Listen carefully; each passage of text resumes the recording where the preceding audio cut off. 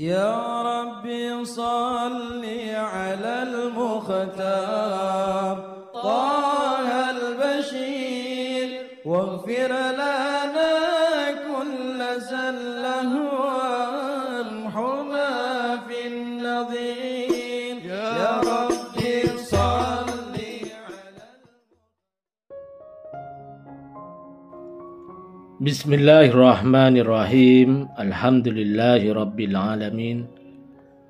Allahumma salli wa sallim ala sayyidina Muhammadin wa ala ali sayyidina Muhammadin miftahi babi rahmatillah adada ma fi ilmillah salatan wa salaman daimaini bidawami mulkillah.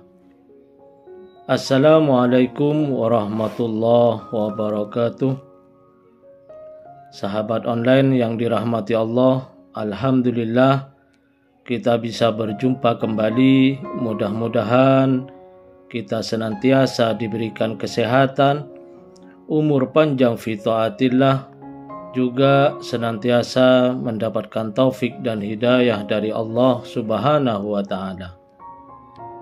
Pada pertemuan kita kali ini, mari kita ngaji bareng Habibana Novel bin Muhammad Al-Idrus, yaitu tentang rahasia diet dalam memperbaiki hati. Mau bicara apa lagi? Kalau hati itu sudah kenyang, ya kalau hati sudah kenyang. Manusia itu punya waktu tidak banyak. Ya, manusia itu punya waktu tidak banyak. Bahkan Allah ingatkan dalam Al-Quran, wal asri innal insana lafi khusr. Demi waktu, demi masa, sesungguhnya manusia itu benar-benar dalam keadaan yang merugi kecuali sampai akhir surat. Artinya sedikit waktu yang Anda miliki, yang saya miliki ini, kalau tidak dikelola dengan baik, maka nanti yang bersangkutan akan mengalami kerugian yang luar biasa. Karena itulah pada kesempatan yang lalu, saya mengutip nasihatnya Hadratus Syekh Hasyim Asy'ari, Mbah Hasyim rahimahullah, yang mengatakan hendaknya kalian betul-betul perhatian terhadap dirinya sendiri. Ya, ngurusi dirinya sendiri. Apalagi di akhir zaman ini. Kita melihat banyak sekali pelajaran di sekitar kita. Bahwasannya orang hidup di dunia itu cuman sebentar, kemudian pindah ke alam akhirat. 2 hari yang lalu mungkin saya membaca di salah satu lini media massa satu berita yang menyedihkan sekaligus membahagiakan. Ini gimana ya? Menyedihkan sekaligus membahagiakan. Yaitu tentang seorang pekerja bangunan usianya 22 tahun. Pekerja bangunan usianya 22 tahun. Bekerja membangun sebuah rumah di wilayah Jakarta Timur. Bekerja membangun sebuah rumah di wilayah Jakarta Timur. Di hari itu, di saat sedang tekun bekerja, anak muda yang usia 22 tahun ini, tiba-tiba tembok yang ada di rumah itu yang mungkin baru beberapa waktu dikerjakan, temboknya roboh. Ya, temboknya roboh. Tembok roboh tadi kebetulan persis menimpa beliau, anak muda ini. Menimpa anak muda. Karena ada suara robohan, maka yang punya rumah yang bangun tadi ya, menghampiri dan kemudian bersama beberapa tukang yang lain berusaha menolong yang bersangkutan mengangkat dari reruntuhan. Hasilnya, kalau saya nggak salah baca nanti dicek ya, kaki patah, tulang rusuk patah, kemudian tulang leher patah. Ya, kaki patah, tulang rusuk patah, tulang leher patah. Dan beliau pun nyawanya tidak tertolong. Meninggal di lokasi kejadian. Ini yang saya katakan menyedihkan ya. Tapi apa yang membahagiakan? Dalam kondisi kena reruntuhan dan dalam kondisi tulang leher patah, yang bersangkutan itu hanya mengucapkan 2 kalimat tanpa henti. La ilaha illallah Muhammadur Rasulullah. La ilaha illallah Muhammadur Rasulullah. La ilaha illallah Muhammadur Rasulullah SAW. Sampai habis usianya. Ini buat saya membahagiakan. Karena di akhir zaman ini saya masih bisa melihat anak muda yang meninggal dengan meneriakkan 2 kalimat syahadat. Kita udah enggak dengar yang begini. Sejak saya lahir sampai hari ini, baru kemarin saya membaca di berita, di negara kita ada anak muda yang dikasih Allah meninggal husnul khotimah dengan lantang mengucapkan 2 kalimat syahadat. Orang tuh kalau tulang leher patah itu seharusnya nggak bisa ngapa-ngapain. Iya, harusnya nggak bisa ngapain. Tapi bagaimana bisa mengucapkan 2 kalimat syahadat dengan lantang? Ya, pertanyaannya, insya Allah almarhum wafatnya sebagai syuhada karena kena reruntuhan. Satu ya. Yang kedua, bisa mengucapkan 2 kalimat syahadat dengan lantang. Nah nanti antum sama saya ini akhir usianya bagaimana? Karena kita ini ngantri loh. Jangan kita kira kita nggak akan mati. Saya akan mati, kamu akan mati. Kita akan mati dan kita lagi ngantri dan mati itu pasti. Bukan mainan. Banyak yang tertipu sama kehidupan dunia. Lupa kalau dia lagi diincar sama malaikat Israel alaihi salam. Lupa itu kalau sebentar itu wajar. Tapi kalau lupa 24 jam dalam setahun. Na'udzubillah min dzalik. Makanya ada kalimat fadzakir fa inna dzikra tanfa'ul mu'minin. Suruh ngingetkan karena orang yang beriman itu kalau diingatkan nanti dia cepat sadar. Cepat ingat.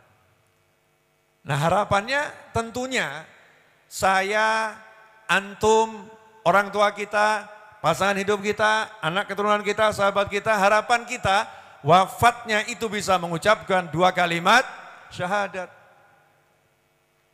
Wafatnya bisa dalam kondisi yang indahnya luar biasa.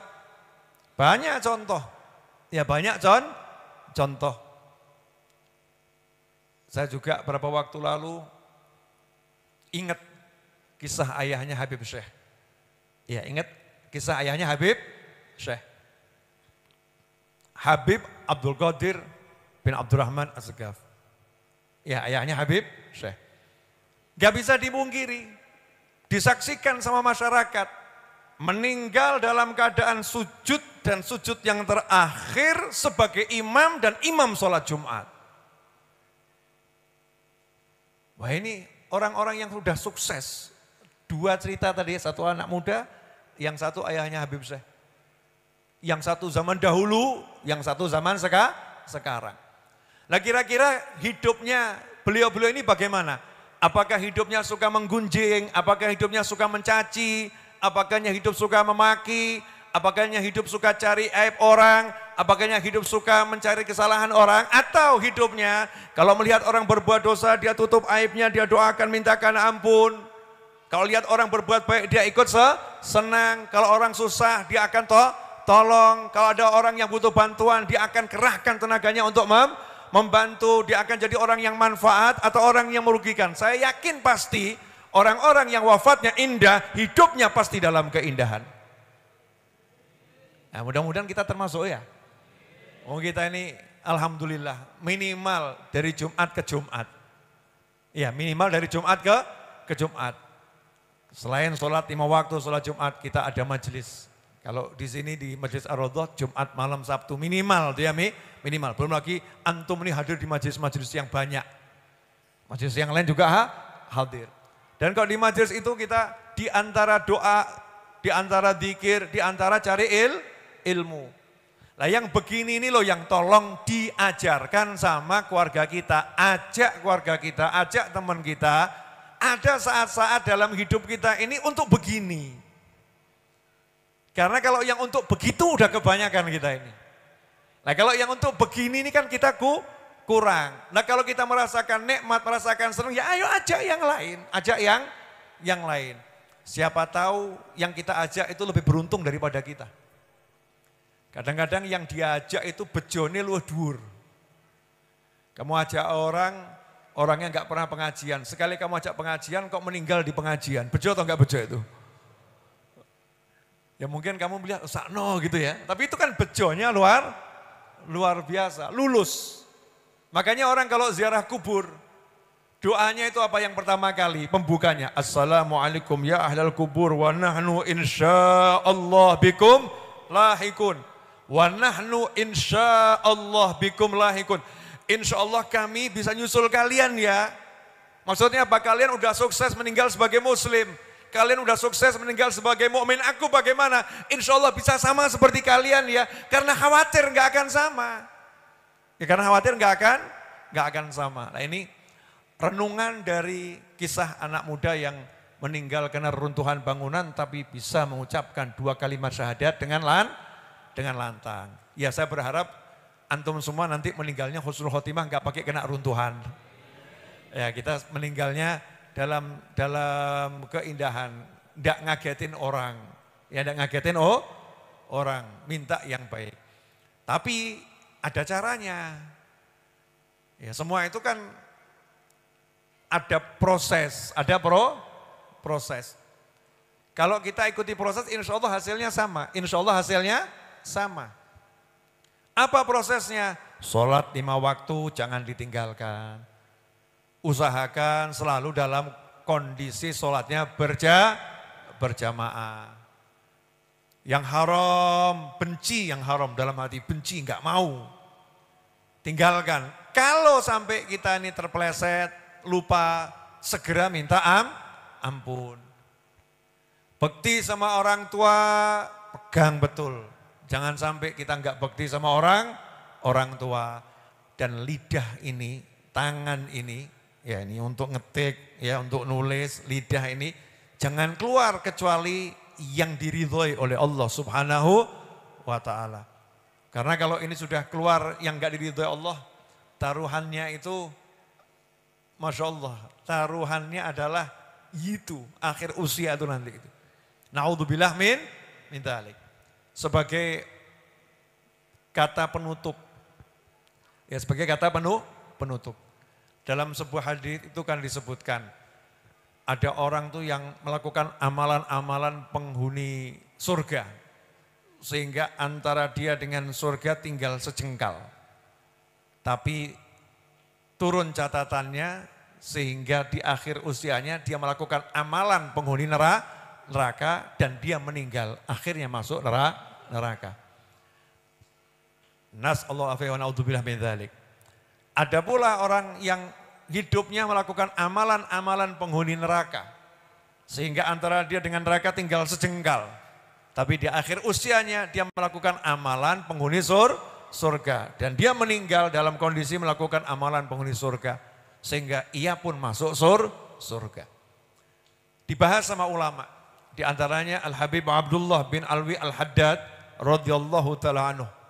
Mu'allif Ratibul Haddad dan Wirdul Latif serta zikir-zikir yang lain. Ketika ditanya, ini kok bisa demikian? Jangan bicara takdir ya, kok bicara takdir selesai. Ini ilmiah, ini keilmuan. Dijelaskan secara keilmuan. Lihat nih ilmunya ulama. Al-Habib Abdullah bin Alwi Al-Haddad radhiyallahu ta'ala anhu. Yang disebut oleh Mbah Hashim dengan kalimat Qutbul Ghauth. Ya, Qutbul Ghauth. Itu yang bilang Mbah Hasyim Asy'ari, bukan saya. Kemarin udah saya bacakan kitabnya ya. Kutub yang tinggi, paling tinggi pangkatnya. Yang bisa nolong orang dengan izin Allah subhanahu wa ta'ala. Itu beliau mengatakan, ada orang-orang, maknanya hadis tersebut, ada orang-orang yang melakukan amalan-amalan penghuni surga dalam pandangan manusia yang lain. Dalam pandangan manusia yang lain, dia melakukan amalan penghuni surga. Sholat orangnya, sedekah orangnya, zikir orangnya. Tapi hatinya busuk. Hatinya gak ikhlas. Hatinya munafik. Hatinya itu hanya untuk mengelabui masyarakat. Hatinya dia pengen ya jadi orang yang dipuja dan dipuji orang. Hatinya ini bukan untuk Allah subhanahu wa ta'ala. Untuk kepuasan dirinya, egonya. Sehingga di akhir usia amalan aslinya itu yang di dalam hati itu yang asli sama Allah ditunjukkan. Sama Allah ditunjukkan. Maka di akhir usia dia nggak bisa nipu manusia lagi. Dia pun melakukan dohirnya dan batinnya sama amalan penghuni neraka. Sehingga masuk neraka. Naudzubillah min dzalik. Tapi ada orang-orang yang secara lahiriah badannya masih maksiat. Tubuhnya masih maksiat. Tapi hatinya itu hati surga. Dia nyesel, kenapa saya ini kok gak bisa ngalahkan nafsu saya. Kenapa saya ini kok lupa terus, kenapa saya ini kok kalah terus, saya ini pengen jadi orang baik, ya Allah tolong saya. Hatinya begitu, hatinya hati surga, hanya saja fisiknya belum bisa ikut hatinya. Di akhir usia kesungguhan hatinya itu ditunjukkan sama Allah sehingga hati dan fisiknya sama, hatinya baik, fisiknya pun dibuat baik sama Allah sehingga meninggal dengan husnul khatimah. Ini pelajaran buat kita semua. Jadi kalau kita ini pengen nanti husnul khotimah, loh dandani hati. Hati kita masing-masing yuk kita perbaiki. Dan ketika saya baca penjelasan para ulama tentang obat hati, saya tertarik dengan penjelasannya Mbah Hasyim Asy'ari rahimahullah dan penjelasan ulama yang lain. Sebetulnya sama ya, rata-rata sama. Tapi Mbah Hasyim ini mengedepankan satu hal yang buat saya menarik. Beliau tidak mengedepankan, ya kamu banyak baca Al-Quran, kamu sholat malam. Bukan itu iya, tapi bukan itu. Yang disebut pertama kali, takhfiful ma'idah. Hendaknya kamu jadikan perut kamu itu ringan, kosong, gak kebanyakan isi. Bikillati to'am wasyarab, dengan sedikit makan dan sedikit minum. Jadi obatnya penyakit hati nomor 1, diet. Iya. Makannya halal, tapi kalau bahasa sekarang makan sedikit namanya apa itu? Diet. Jadi seharusnya ibu-ibu ini yang ahli diet seharusnya gak punya penyakit hati. Seharusnya. Kalau dietnya niatnya betul, niat bukan untuk mempercantik diri, bukan niat untuk biar bodinya bagus, bukan itu. Tapi niat dandani hati. Pertanyaan saya, akhir zaman ini masih banyak enggak ya orang-orang yang menyemper sedikit makan tapi niatnya biar hatinya bagus? Rata-rata antum kalau mempersedikit makan biar hatinya bagus atau biar bodinya bagus? Yang mana? Biar hatinya bagus atau bodinya bagus? Jujur. Biar hatinya bagus atau bodinya bagus? Habib Novel ini kadang-kadang penganut bumi datar, kadang-kadang bumi bulat. Perutnya ya. Wah biar perutnya datar saya sedikitkan makan. Niatnya biar perutnya datar. Wah ini pipi saya udah tembem. Ini biar bagus saya sedikitkan makan, kurangi makan. Rata-rata orang akhir zaman ini mengurangi makan. Niatnya adalah body, jasmani. Innamal a'malu binniyat. Dapat sesuai niatnya. Beda dengan para wali, enggak mikir body. Beda dengan orang-orang soleh, enggak mikir body. Nawaitunya dandani hati. Sedikit makan untuk mendandani hati.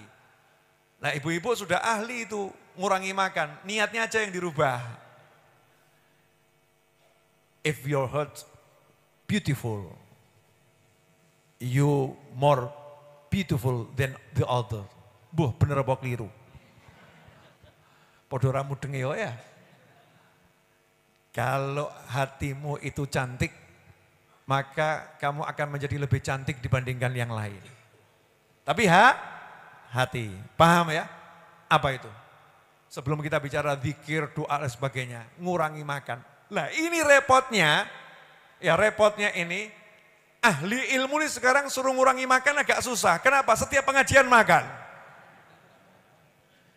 Makanya judulnya para ulama kalau ngomong bil barokah ya, nanti makannya bil barokah. Satu nambah orang 5 bil barokah. Jangan cari wareg, ya, tapi cari barokah. Kalau barokah makannya sedikit, qillatul ta'am, makan yang dikit, minum yang dikit. Tapi nanti hatinya bersinar, hatinya menyala. Nah ini enggak, makannya 5 piring, barokah. Masya Allah. Akhirnya setelah itu asam urat, darah tinggi, masuk rumah sakit. Yang disalahkan masakannya pengajian. Oh itu pengajiannya masaknya begini terus, akhirnya saya kena penyakit macam-macam. Ya, sedikitkan makan biar hati kita bersih. Tapi niatnya itu ya, niatnya itu. Siap ibu-ibu? Insya Allah. Nah kalau saya ini dan teman-teman saya ketika mendengar nasihat yang Mbah Hasyim tadi langsung ya seperti tertampar gitu ya, tertampar. Kalau ulama mengajarkan sedikit makan, kita sama persis kalimatnya, sedikit makan. Paham ya? Ulama ngajarin sedikit makan, kita copy paste sedikit makan. Cuman ketambahan satu kata. Kan cuma nambahin satu kata. Ulama mengajarkan obat hati sedikit makan. Kita rusaknya hati karena sedikit makan. Paham? Jadi kalau zikirmu banyak, ngajimu banyak, kok hatiku cek peteng ning opo ya? Cek makan kita. Oke, saya kakean badok. Kakean gitu. Terlampau banyak kita ini. Lap, semua dimakan. Makanya orang-orang tua dulu itu mengatakan syaratnya jadi wali adalah qillatut ta'am wa qillatul manam, qillatul kalam wa i'tizalul anam. Sedikit makan termasuk minum. Ya, sedikit bicara, sedikit tidur, wa i'tizalul anam, meninggalkan pergaulan dengan kebanyakan manusia. Yai, Ustadz, Habib, Guru, saya udah tinggalkan manusia, saya cuma kumpul sama TikTok. Oh, lu yang ngeri. Oh itu lebih ngeri itu.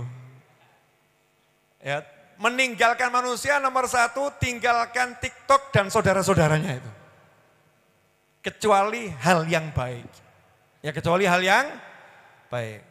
Tapi ya yang enggak baik itu banyaknya luar biasa. Dah, kalimat penutup, mudah-mudahan barokah manfaat.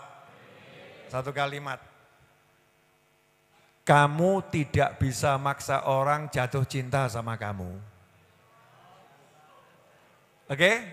Kamu tidak bisa maksa orang jatuh cinta sama kamu. Dan kamu juga tidak bisa paksa orang benci sama kamu. Dicintai itu nasib, dibenci juga nasib. Ya, dicintai itu nasib, dibenci juga nasib. Ketika dicintai, syukuri. Ketika dibenci, sabari. Oke. Tapi musibah terbesar adalah ketika engkau dicintai oleh seseorang yang engkau benci. Ya, itu repot. Paham enggak ini? Jadi musibah terbesar adalah ketika engkau dicintai oleh seseorang yang engkau benci. Jadi kemana-mana ngintil terus. Kamu diikutin terus.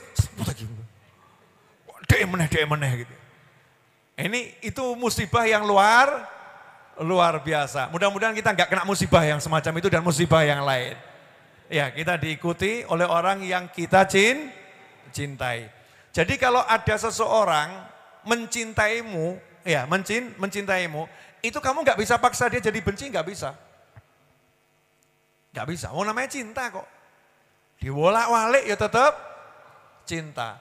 Lah kalau kamu berupaya membuat orang yang cinta jadi benci, itu perbuatan yang sia-sia.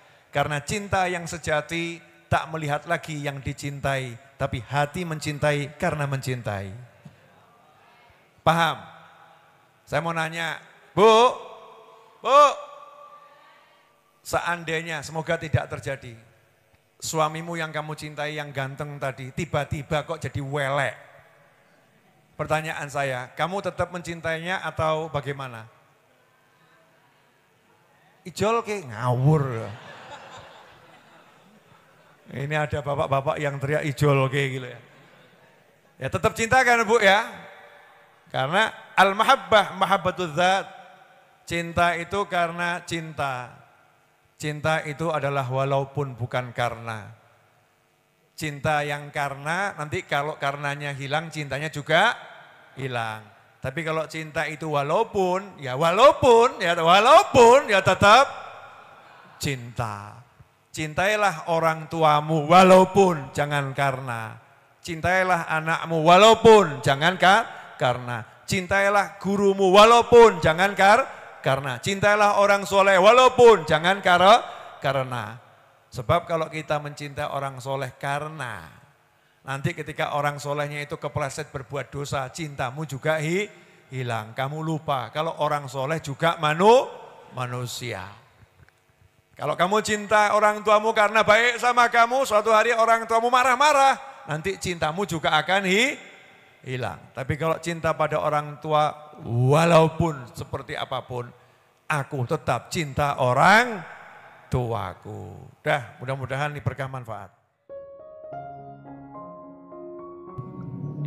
Alhamdulillah kita telah menyimak penjelasan dari beliau. Semoga ilmu yang telah kita peroleh ini dari Habibana Novel bin Muhammad Al-Idrus menjadi ilmu yang bermanfaat bagi kita, keluarga, dan anak cucu kita. Habibana Novel bin Muhammad Al-Idrus menjelaskan bahwa waktu manusia di dunia itu tidak banyak. Sehingga kalau waktu ini tidak dikelola dengan baik, maka manusia dalam kerugian yang sangat luar biasa. Semua manusia tentu ingin akhir hidupnya baik, ingin meninggal dengan husnul khotimah. Nah, bagaimana cara agar kita meninggal dengan husnul khotimah? Bagaimana cara agar meninggal dunia dengan membawa iman? Di antara caranya adalah 1. Menjaga sholat 5 waktu, jangan ditinggalkan, dan usahakan selalu berjamaah. Yang kedua, tinggalkan perkara yang haram. Jika terpeleset kepada perbuatan haram, segera minta ampun kepada Allah Ta'ala. Selanjutnya yang nomor 3 adalah berbakti kepada orang tua, birrul walidain. Dan yang keempat, menjaga lisan dan tangan, menggunakannya hanya untuk hal-hal yang diridhoi Allah Ta'ala. Dan yang terpenting adalah selalu menjaga hati kita, memperbaiki hati kita, karena hati yang rusak akan berpengaruh kepada amalan-amalan hidup kita. Di antara cara memperbaiki hati menurut Kiai Haji Hasyim Asy'ari rahimahullah adalah dengan menyedikitkan makan dan minum. atau orang sekarang menyebutkannya dengan kata diet. Dengan niatan yang benar, yaitu untuk memperbaiki hati, bukan untuk yang lain. Misal, biar langsing atau bodi terlihat atletis dan sebagainya.